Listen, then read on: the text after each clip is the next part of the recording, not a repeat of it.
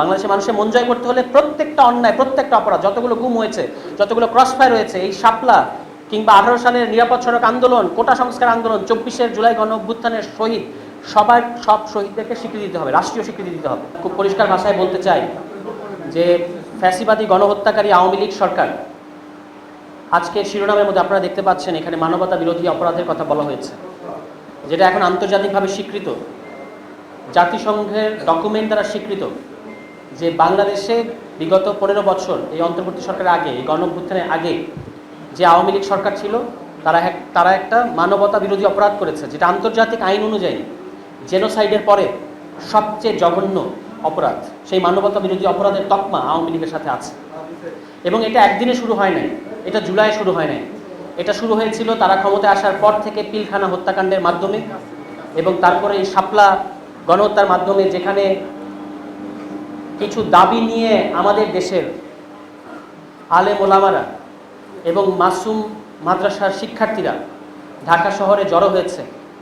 রাষ্ট্র বা তৎকালীন সরকার তাদের দাবিটাকে মানে তো নাই অবশ্যই, তাদেরকে ব্রুটালি হত্যা করেছে। এবং এই যে আপনি দেখতে পেয়েছেন যে আন্তর্জাতিক অপরাধ আদালত, আমাদের যে দেশের যে আইসিটি ট্রাইব্যুনাল, সেই আইসিটি ট্রাইব্যুনাল বলছে যে 32 জনকে হত্যা করা হয়েছে, অন্তত 32 জনকে হত্যা করা হয়েছে, এটা প্রমাণিত।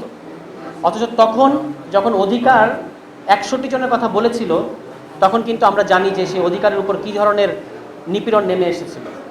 এবং এই আমি যেটা বললাম যে জেনোসাইড নিয়ে যখন আলোচনা হয় আন্তর্জাতিক পরিসরে, এই জেনোসাইডটা কিন্তু হত্যাকাণ্ডের মধ্য দিয়ে শুরু হয় না, শুরু হয় ডিনায়ালের মধ্য দিয়ে, অস্বীকারের মধ্য দিয়ে। ফলে এখানে আমরা হত্যাকাণ্ড বা এরকম একটা ব্রুটাল তাদের সাথে ক্র্যাকডাউন করা হয়েছে সেটাই না, এটাকে অস্বীকার করা হয়েছে লম্বা সময় ধরে। এখানকার নাগরিক সমাজ, এখানকার ক্ষমতাসীন বিভিন্ন পক্ষ, তারা কিন্তু এটাকে অস্বীকার করে এসেছে।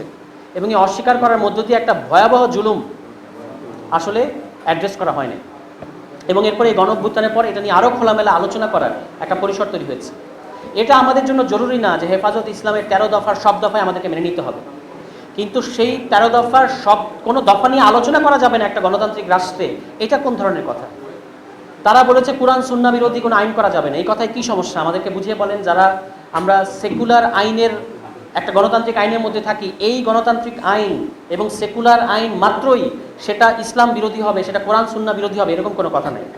ফলে তাদের ওই দাবির অত্যন্ত ন্যায্য ছিল যে কোনো কোরআন সুন্নাহ বিরোধী আইন থাকতে পারবে না দেশে, ধর্ম অবমাননা থাকতে পারবে না, কারণ এটাকে হেট স্পিচ হিসেবে গণ্য করা হয় গণতান্ত্রিক পৃথিবীতে। এবং এটাকে যারা বাক স্বাধীনতা বলেন, তারা বাক স্বাধীনতা সম্পর্কে কিছু জানেন না। কারোর ধর্মানুভূতিতে আঘাত দেওয়া যাবে না। আপনি আপনার ফ্রি স্পিচ এক্সারসাইজ করবেন, কিন্তু ধর্মের সাথে মানুষের জীবনবোধ সহ অন্যান্য অনেক কিছু জড়িত থাকে, ফলে আপনি তাকে তার ধর্মানুভূতিতে আঘাত করতে পারবেন না। এই দাবিগুলো তারা করেছে। আর বাকি যে দাবিগুলো আপনাদের কাছে অগ্রহণযোগ্য মনে হচ্ছে, সেগুলো নিয়ে তাদের সাথে আপনারা কথা বলতে পারতেন। এবং এটাই রাষ্ট্রের দায়িত্ব। রাষ্ট্র একটা গার্ডিয়ান সুলভ আচরণ করতে হয়, যে রাষ্ট্রের মধ্যে বিভিন্ন পক্ষ থাকবে, বিভিন্ন গ্রুপ থাকবে, তাদের মধ্যে বিভিন্ন ধরনের কন্টেস্টিং, মানে পরস্পর বিরোধী অপিনিয়ন থাকবে। এগুলোকে নেগোশিয়েট করার পলিটিক্যাল স্পেস তৈরি করা হচ্ছে রাষ্ট্রের দায়িত্ব। কিন্তু রাষ্ট্র নিজেই যখন একটা পক্ষ হয়ে দাঁড়ায় এবং গণহত্যা করে, তখন তো সে এটা পারবে না, এবং সেটাই ঘটেছে। ফলে আমরা আজকে মানবতা বিরোধী অপরাধের কথা বলেছি, যেটা আন্তর্জাতিক পর্যায়ে স্বীকৃত, এবং ঐতিহাসিক দায়ের কথা বলেছি যে এই দায় আমাদেরকে নিতে হবে। এই দায় বাংলাদেশের সবাইকে নিতে হবে, এবং এই দায়টাকে ডিল না করে, কোনো বাইপাস নাই এখানে, এই গণহত্যার বিষয়ে আলোচনা না করে, এটাকে আমরা ওভারলুক করে কোনো গণতান্ত্রিক রাষ্ট্রের জায়গায় পৌঁছাতে পারবো না। এবং আরও যে ব্যাপার হচ্ছে যে এই যে 32 জনের কথা বলা হচ্ছে, এখন এটা আমাদের আইসিটি ট্রাইব্যুনালও এটা স্বীকার করেছে, তাহলে আপনারা তাদেরকে শহীদের স্বীকৃতি দিচ্ছেন না কেন? হেফাজতের ওই কর্মসূচিতে যে মাসুম বাচ্চাদেরকে হত্যা করা হয়েছে, তারা শহীদ, এটা আমাদেরকে পরিষ্কার ভাষায় বলতে হবে। এবং এটা আমরা তো বলেই যাচ্ছি, এটা রাষ্ট্রীয় পর্যায় থেকে এটা স্বীকৃতি আসতে হবে। কেন আসতে হবে? কারণ হচ্ছে যে তারা একটা জুলুমের বিরুদ্ধে, শহীদকে যে অন্যায়ের বিরুদ্ধে সাক্ষ্য দেয়, যে জুলুমের বিরুদ্ধে সাক্ষ্য দেয়, তারা একটা জুলুমের বিরুদ্ধে সাক্ষ্য দিতে এসেছিলেন ঢাকা শহরে, এবং তাদেরকে হত্যা করার মধ্য দিয়ে তারা নিজেরাই জুলুমের শিকার হয়েছে।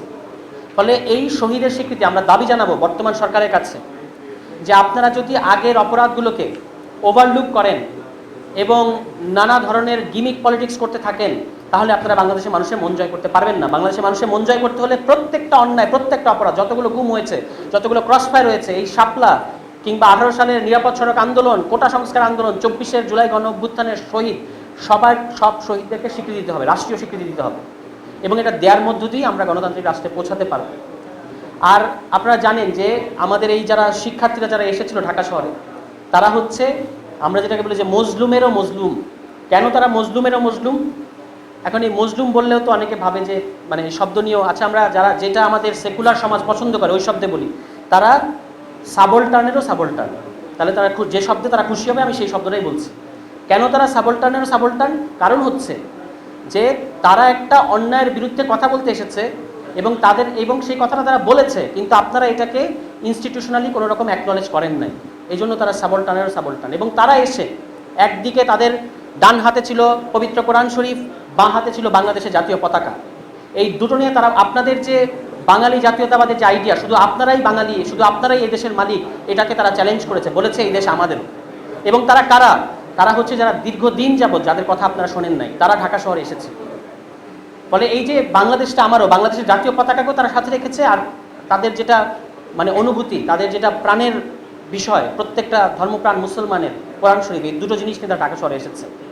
এবং কেউ বলতে পারবেন না যে তাদের এই আশাটা অন্যায্য ছিল, কিন্তু আপনারা তাদেরকে লাইট বন্ধ করে নিজের দেশের জনগণকে হত্যা করেছেন এবং তার ফলাফল আপনারা পেয়েছেন। এই যে দীর্ঘদিন যাবৎ এটাকে নিয়ে কেউ কোনো কথা বলতে পারে নাই, এই শহীদ পরিবারদের, এই আলেম ওলামাদের, বাংলাদেশের ধর্মপ্রাণ মানুষের অভিশাপে আজকে শেখ হাসিনা দিল্লির কোনো এক অন্ধকার প্রকোষ্ঠে ঢুকে ঢুকে মৃত্যুর জন্য অপেক্ষা করছেন।